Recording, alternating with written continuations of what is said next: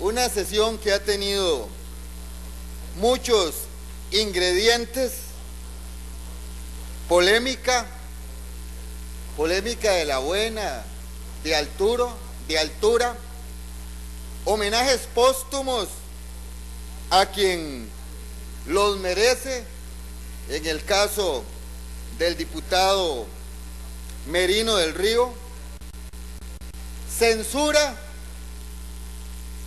no a los que marchan ejerciendo un derecho democrático, sino a los que abusan de esos derechos participando en actos ilícitos, violentos, que debemos censurar, y quienes los cometen lo que merecen es que les caiga el peso de la ley, que se les lleve a procesos penales y que se les encarcele, porque los demócratas debemos de ser respetuosos, pero no podemos ser alcahuetes ni tolerantes, mucho menos pendejos ni pendejas.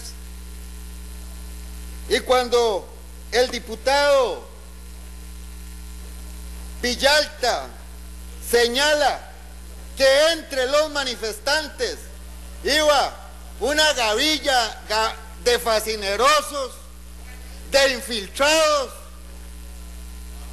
él dice de la CIA, sus razones tendrá, estoy seguro que lo puede demostrar, pero no pro gobierno ni liberacionistas, enemigos de Liberación Nacional, estoy seguro, diputado Villalta, porque los liberacionistas no nos ponemos máscaras para escondernos en el anonimato, damos la cara, la damos de frente, tenemos argumentos, discrepamos en las calles o en este plenario, no somos cobardes que ocupamos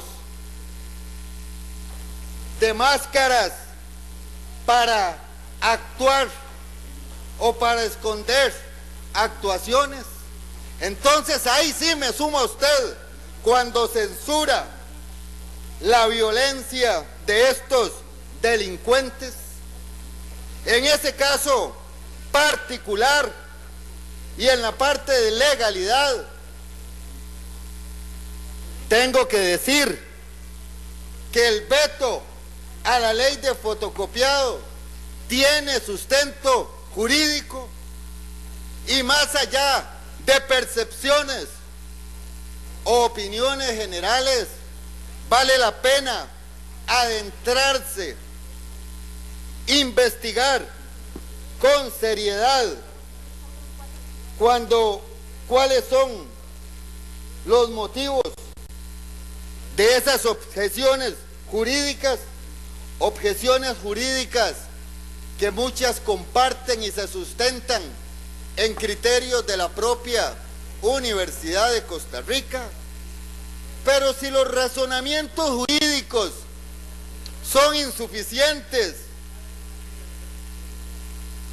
los hacemos a un lado o no los estudiamos, pues no podemos hacer lo mismo con el sentido común.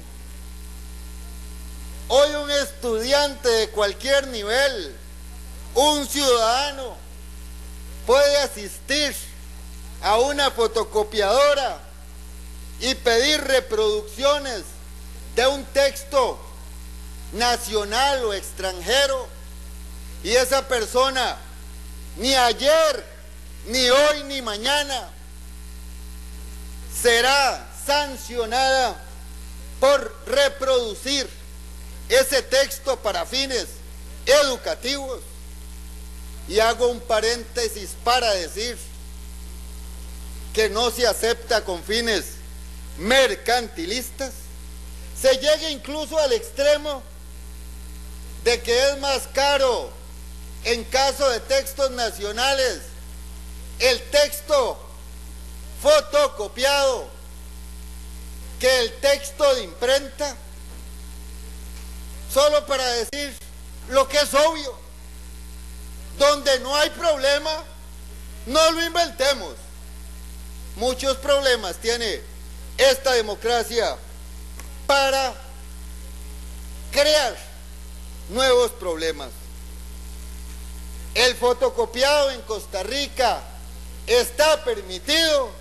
Si alguien tiene dudas, hágalo fácil. Coja cualquier texto, cualquier antología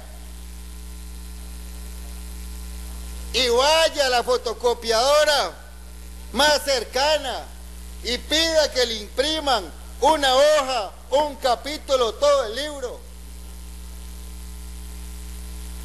Lleve prensa para que lo filmen y veremos a ver si alguien toma alguna acción legal contra esa persona. Los derechos se amparan, pero los deberes también.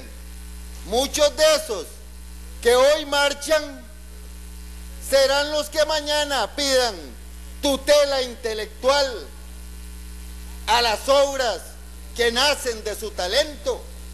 Entonces también gobernar es enseñar. Gobernar no es ponerse a favor de la corriente. Gobernar es instruir, y a muchos hay que instruirlos con respeto, con fundamento, para que no pasen innecesariamente con información malintencionada de actos de violencia que no se justifican. Liberación Nacional se mantiene en firme de que no hace falta una ley de fotocopiado, pero ojo, respetuosos como somos de otros criterios, si se nos demuestra que los nuestros pueden ser mejorados o no son suficientes, estamos dispuestos a ir a la mesa que corresponde, a la mesa del diálogo y no a la mesa y no a la violencia ni a las pedradas. Don Luis, son de recibo sus argumentos y merecen una explicación. Procedo a dar lo que yo interpreto. Es un principio constitucional el de pesos y contrapesos, y es una facultad del Poder Ejecutivo ejercer un veto total, como en el caso de las fotocopias, o parcial en este caso. Es un veto parcial. ¿Por qué se da ese veto parcial? Por dos únicas razones, en 5 artículos. ¿Cuántos artículos tiene el Código Procesal Laboral? Más de 400.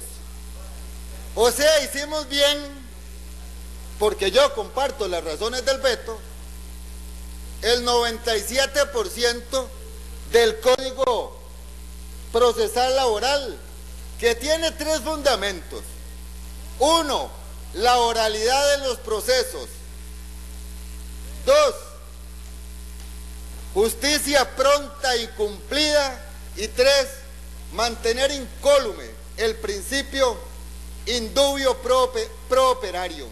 A lo largo de ese complejísimo instrumento jurídico se tutelan los 3 principios básicos, pero hubo excesos y los vamos a compartir la mayoría cuando les diga el porqué del veto que fue entregado hace apenas unos minutos. Del veto parcial, se permite en ese instrumento que aprobamos la huelga en los servicios públicos esenciales, contrario a la Constitución política, donde el constituyente tuvo la visión de cerrar ese espacio. Está algún diputado o diputada aquí de acuerdo en que los policías, por ejemplo, puedan ir a huelga? Bueno, ese es un motivo de peso. ¿Lo podemos compartir o no? Yo lo comparto. Está bien puesto el veto. Tal vez en medio de una discusión tan compleja no le dimos la importancia a ese artículo. El otro tema que fundamenta el veto prohíbe la contratación temporal de trabajadores mientras resuelve un tribunal si esa huelga es legal e ilegal. Por ejemplo, ¿qué pasa si los trabajadores de Habdeba, del INCOP, de Recope, del ICE se van a huelga, abandonan el servicio público con o sin razón y la sociedad no puede reivindicar su derecho a recibir ese servicio público? Que se paralicen los puertos y aeropuertos, que sufran costarricenses en camas hospitalarias y en quirófanos, que la delincuencia se apodere de comunidades y ciudades, que no exista suministro de agua potable o de electricidad. Diputadas y diputados, con más de 2 años de conocerlas y conocerlos, sé que aquí priva la sensatez. Seguimos dando por valederos todos los buenos criterios que dimos del Código Procesal Laboral.